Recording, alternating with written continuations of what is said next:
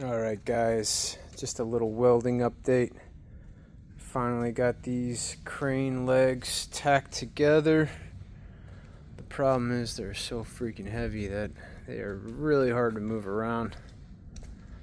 And now I've started doing some welds over here on this leg.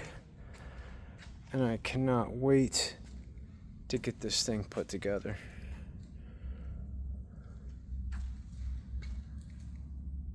Should be able to finish up the welding tomorrow, I think.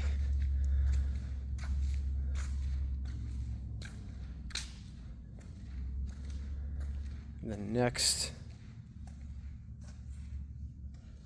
picking up some logs.